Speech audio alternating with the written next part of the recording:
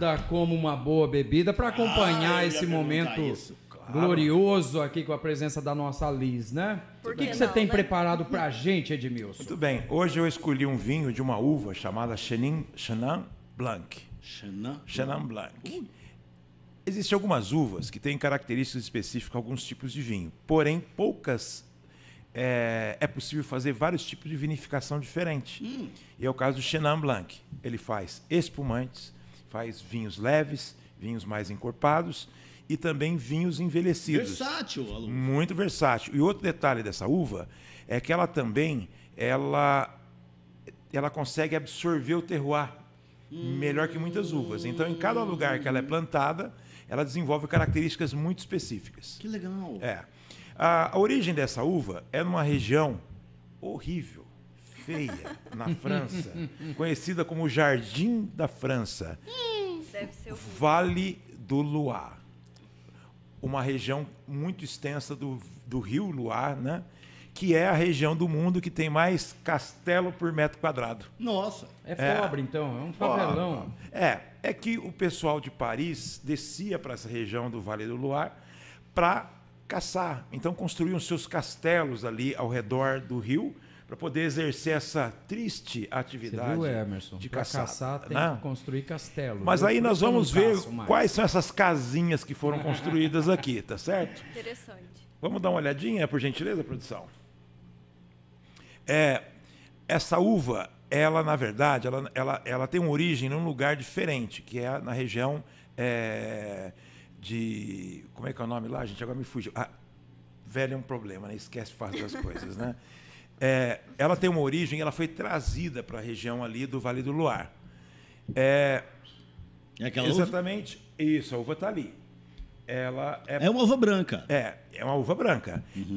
Ela era conhecida, trazida, chamada de planta d'Anjou, que é a região de Anjou, da França, mais próxima de Paris.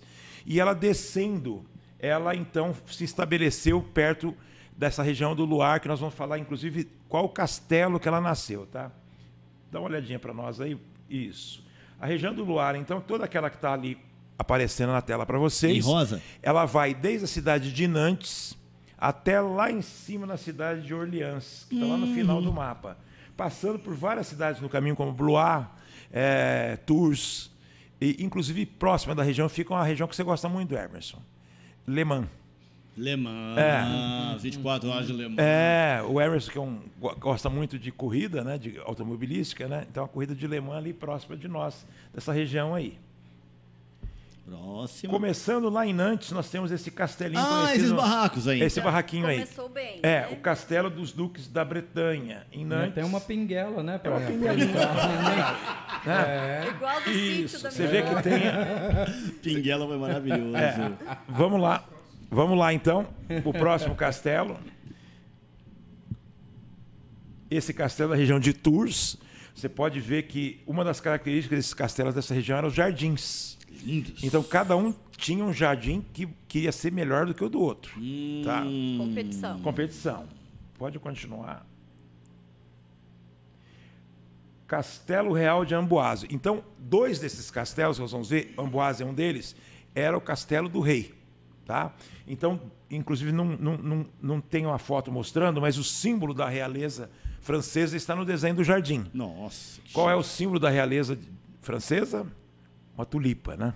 Sim, a tulipa. A tulipa, né? Então está lá aparecendo. Então, vejam, está na beira do rio, né? O rio ali é o rio Loire. Outro, o castelo de Chenonceau. Esse monte de castelo, tudo na região, mesma região. Tudo no jardim. Isso. Você olha ali o jardim também que existe nesse castelo. E foi justamente nessa região do castelo de Chenonceau que a uva Plante d'Anjou foi trazida e plantada no monte chamado Chenin. Daí veio o nome. Daí veio o nome, então, de Chenin Blanc. Tá? Olha o castelo no meio do rio, passando ali com... Maravilhoso. Né? Esse outro castelo é o Castelo Real de Blois. Tá? Então, também um castelo da realeza, com o acesso pelo rio, né? Atrás tem um jardim magnífico também.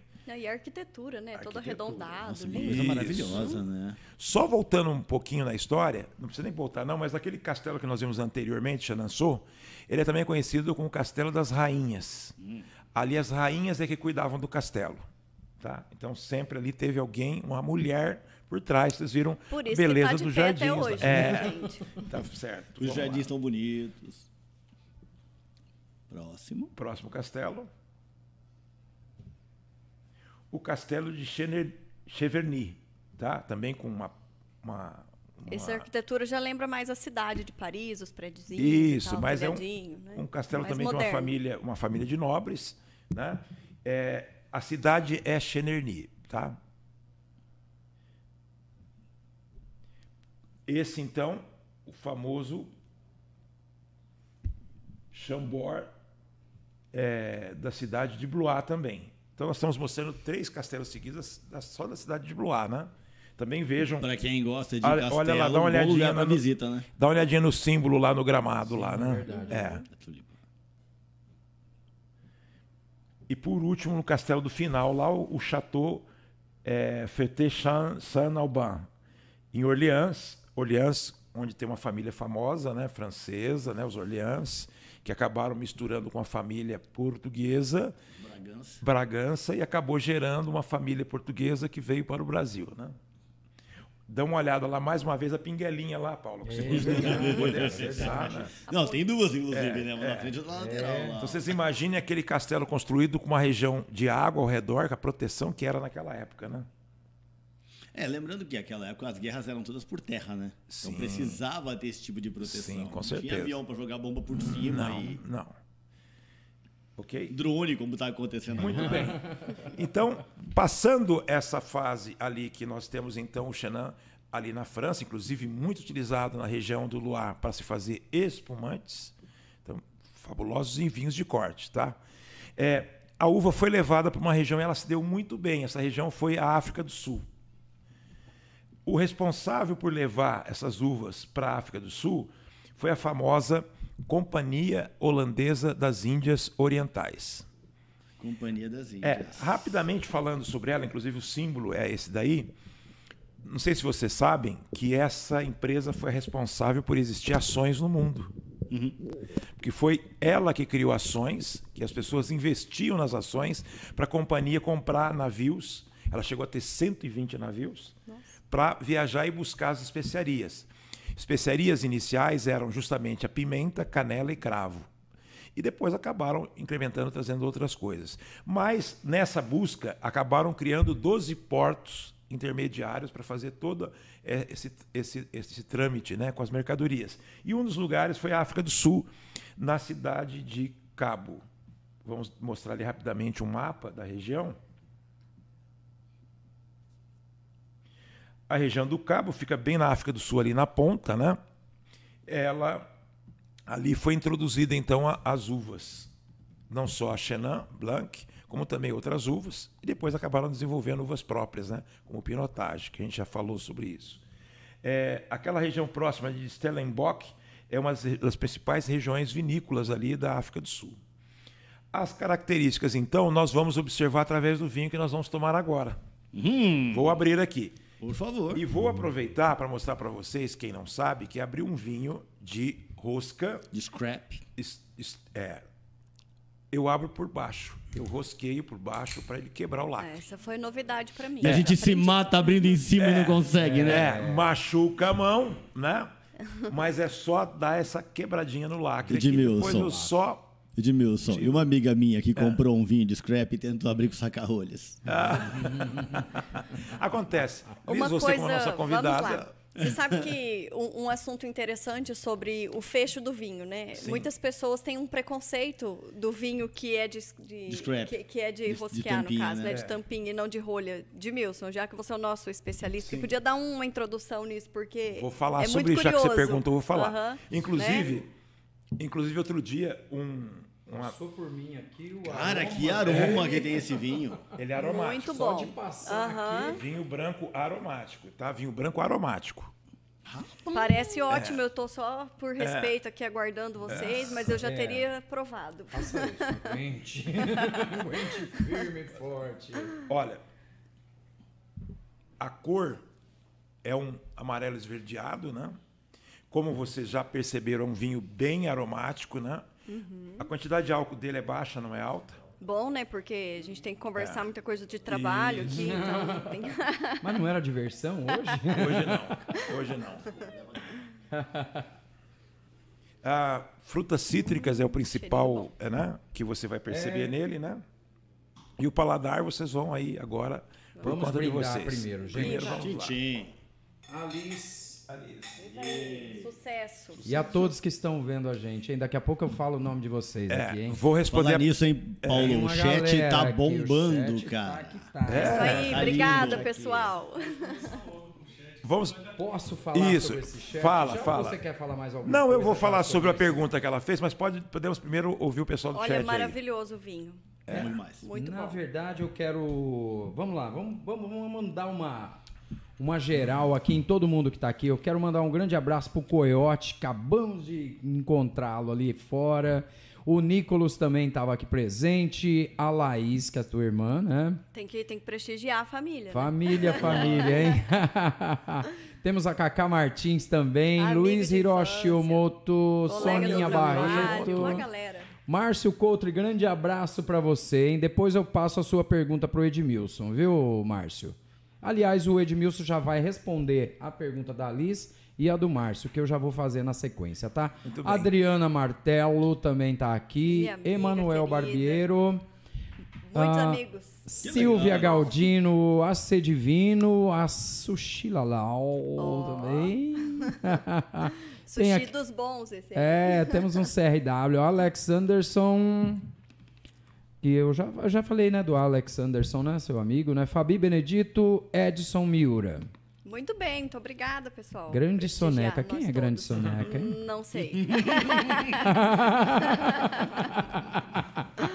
Laerte Paludeto, família também, né? Júlio Rodrigues, maravilha. Muito obrigado, Júlio, pessoal. cliente aqui, hein? Vamos lá, a pergunta do Márcio Couto. Edmilson, como saber o quanto cada vinho tinto precisa respirar? Tem uma média? Precisa respirar ou não? Tá? Tudo bem. Também. Então vou aproveitar primeiro, vou responder a pergunta da Liz, Isso. depois do Márcio Couto. Bom, em primeiro lugar, Liz, você falou uma coisa muito interessante. Existe uma certa preconceito com a rosca, né? Que acham que o vinho com rosca é um vinho de qualidade inferior. Inclusive, outro dia entrou um cliente na loja aqui querendo saber se eu tinha um vinho comercial. Eu falei assim, como assim comercial? Aqueles de rosca. Não tem nenhuma ligação uma coisa com a outra. Na verdade, a rosca ou uma rolha artificial, sintética, ela vai ter o mesmo efeito num vinho jovem. Aliás, a rosca é só para os vinhos jovens. Vinhos que não passaram por processo de envelhecimento não vão precisar ficar muito tempo na garrafa. Tá? Então, um vinho de rosca é um vinho para até 5 anos, para ele ficar ali na garrafa, evoluindo para ser tomado. Uma curiosidade, o vinho que nós estamos tomando aqui, a safra dele, qualquer produção da garrafa que foi levada ali, dá uma olhadinha para nós ali. Que a outra está na geladeira, não sei se é a mesma safra dessa aqui, tá? Na frente. Na frente. 2020. Então é um vinho de 3 anos. Então é um vinho que vai chegar ali 2020 até 2025, ele vai estar tranquilo na garrafa. Ele vai estragar? Depende. Se ele ficar bem armazenado, não vai ter problema nenhum. O que pode acontecer é o que nós já mostramos aqui, que o vinho pode morrer. Nosso primeiro episódio. Inclusive foi sobre isso. Ele vai morrer e não vai perder as qualidades dele. Não significa que o vinho vai avinagrar. O vinho só vai avinagrar caso ele tenha contato com oxigênio. Não tendo contato com oxigênio, não vai avinagrar. Um vinho com rosca tem menor possibilidade de ter contato com oxigênio do que o vinho sintético, que pode ali, com o calor, a rolha sintética abrir um espaço e começar ali a ter um vazamento. Né? O lacre, esse tipo de lacre, ele funciona melhor. Para esse caso, sim. No caso da rolha de cortiça, não, porque ela está pressionada ali, ela não tem espaço. Né? É fácil. Quando você abre um vinho, você percebe que às vezes a rolha sai bem facinha. É a sintética. É a sintética, né? Quando é... Você percebe que é de borrachinha, né? Exatamente. Então, quando não é outro tipo de rolha, você já percebe que sai mais rústica, né? Mais apertada, porque justamente para evitar... quebra também, né, Edmilson? Muitas vezes quebra, porque às vezes a gente tem uma sensibilidade... Tem um amigo bom em quebrar a rolha, inclusive. Especialista, inclusive. E agora, respondendo a pergunta do Márcio Couto. Márcio, é o seguinte, todo vinho tinto, ele tem uma característica diferente do vinho branco, por exemplo, que é a presença de tanino, a presença também de uma capacidade de álcool um pouquinho maior, muitas vezes. Né? Tanto o álcool como o tanino e a acidez ajudam mais o vinho a evoluir e a ele ser preservado na garrafa. Então, mesmo o vinho jovem, ali bem acondicionado na garrafa, ele vai poder evoluir por mais tempo. Se eu pego um vinho com 2 anos, mais ou menos, de idade, vou abrir esse vinho, é melhor que você deixe ele pelo menos uns 15 minutos sofrendo uma oxigenação para ele, em primeiro lugar, eliminar aquele excesso de álcool que ficou ali por cima, né? Quando ele estava preso na garrafa, ficou aquele excesso de álcool. Evaporar aquele álcool, né? Aquele excesso de álcool. Segundo, para que o oxigênio possa trabalhar o corpo do vinho e começar a liberar os olfatos e também o paladar vai ficar mais aprimorado. Tá? Se você abrir esse vinho e tomar ele a primeira vez, ele pode parecer um pouco rústico. Com o passar dos minutos vai ficando melhor. Aí eu pego um vinho que, mesmo jovem, ele é de uma safra um pouco mais antiga. Vamos colocar aí 2018, por exemplo. Então, o vinho 2018 já tem aí 5 anos. 5 anos. Então ele já ficou mais tempo ali, o corpo já evoluiu mais. E ao mesmo tempo que ele está evoluindo, ele está ficando privado de oxigênio. Então ele vai precisar oxigenar por mais tempo. Então, quanto mais tempo? Um vinho 2018, eu diria que o mínimo que você vai deixar ele ali oxigenando vai ser entre 30 e 40 minutos. Ah, mas como é que eu sei? Fácil. Você abriu o seu vinho, põe um pouquinho só dele na sua taça, o mínimo. Experimenta. Você vai ver se ele já está bom ou não. Se não tiver, você deixa ele mais um tempo lá e volta a experimentar de novo. Tá certo? Edmilson, mas o cara tem que ser muito ninja para isso, hein? Para claro. sentir essa diferença. O que eu quero dizer... já abriu e já quer tomar. Ou controlar a ansiedade. Mais importante, mais difícil eu acho que o é a pior ansiedade, de tudo é controlar essa ansiedade. Isso. Então, para controlar a ansiedade, você não pode tomar um vinho que esteja mais tempo na garrafa. Toma um vinho mais recente, mais jovem. Ou começa antes, né? Faz um planejamento. Isso. Aí se o vinho for... Exatamente. Aí entra a administração. Se o vinho for um vinho reserva, aí ele vai estar mais ainda necessitando dessa oxigenação. Se for um gran reserva, ainda mais tempo. Então, pela safra, você vai ter uma ideia de quanto tempo você vai deixar. Por exemplo, uma safra 2016, 1h30. E é necessário o uso de um decanter ou pode deixar na garrafa? Não precisa, mesmo? pode deixar na garrafa. O decanter você vai utilizar mais caso o vinho tenha algum tipo de resíduo que você queira eliminar. Tá. Às vezes a borra, às vezes a hora que você abriu a rolha se desfez e caiu dentro do vinho. Então aí você, para tirar aquela sujeira, você usa o decanter e deixa lá ele oxigenando. Caso contrário, não. Você pode deixar a garrafa quietinha no canto ali e vai, né, deixando ela oxigenar ali tranquila. E vai fazendo esse teste, viu, Márcio? Da taça, coloca um pouquinho, vai. Você vai perceber... Abre um mais jovem antes e deixa o outro respirando. Mas né? você mesmo vai perceber a diferença é grande, viu, Paulo? Você vai sentir. Até não, às vezes a gente percebe aqui no podcast. A gente toma um vinho, fica um pouco na taça e toma segundo golado, já está diferente, já tá né? diferente. E principalmente com a harmonização também, né, Edmilson? Que ela faz uma diferença brutal, né? Falando em harmonização. Hoje nós estamos fazendo harmonização com castanhas brasileiras. Esses vinhos aromáticos são... Não só os vinhos aromáticos, mas também os espumantes são ótimos para se fazer uma harmonização com castanhas, porque é um vinho mais, vamos dizer assim, mais descontraído, né? Não é um vinho branco, a champanhe, o espumante, ele não requer que você tenha comida, mas alguma coisa para acompanhar, né, que vai dar um efeito bacana. Por exemplo, na castanha que nós estamos experimentando aqui do Pará, ela tem uma certazinha oleosidade mínima ali que vai trabalhar com essa acidez do vinho aqui e vai ficar uma coisa gostosa no paladar, né? Muito bem. Muito obrigada. Muito legal, muito legal. Maravilha, vamos falar aqui sobre a Confraria da Taverna, né? De onde estamos Transmitindo essa bagaça. transmitindo isso aqui tudo e aonde você pode encontrar esse vinho. Na verdade, você não falou o nome do vinho, hein? Ah, está aparecendo na tela aqui um Ubíqua, Ubíqua. que é um vinho da África do Sul, um Chenin Blanc, né? Safra 2022. Excelente, por sinal, pessoal. Vale Muito super bom. a pena, hein? Recomendado. Recomendado. Agora vocês imaginem, gente, só um espumante com essa mesma uva aqui. Como é que vai Não, ficar? eu tô pensando o Eu seguinte. gostaria de provar. Fica para a próxima. Olha aí, ó, já fica a dica. E lembrando que o Ubíqua temos também de outras uvas, né, Edmilson? Temos várias uvas. Nós Aqui, temos... inclusive. Isso. Então, as principais uvas que são plantadas na África do Sul e que você deve experimentar são, numa sequência tranquila, a mais plantada lá é o Pinotage, que é uma uva desenvolvida, já falei sobre ela aqui, né? É geneticamente modificada e é uma uva que ela tem a mesma relação com a África do Sul que tem o Malbec com a Argentina, né?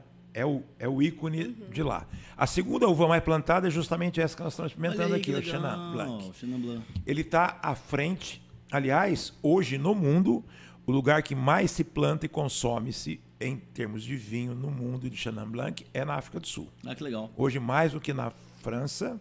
E o segundo lugar hoje, o terceiro lugar depois da África do Sul é a Argentina, Olha que aí. produz um Chenin Blanc. Também se produz nos Estados Unidos, na Nova Zelândia e na China. A China também tem plantações que estão dando muito bem com Chenin Blanc. E é verdadeiro. Tá aí, tá aí não uma é encontrado, pergunta não é encontrado em sites. Não é encontrado. Não é encontrado em É sites original. chineses. Não. É original. É original. Original. Tem certeza? E a garantia sou eu. Bom, Aliás, só tocando no assunto rapidamente aqui, né? A China tem crescido muito na produção vinícola, tá? Como tudo que o chinês faz, primeiro ele quebra a cabeça em casa, depois ele vai lá, busca nos outros lugares do mundo que dá certo e implementa lá e muitas vezes melhora, tá? Então tem crescido bastante a vinicultura na China.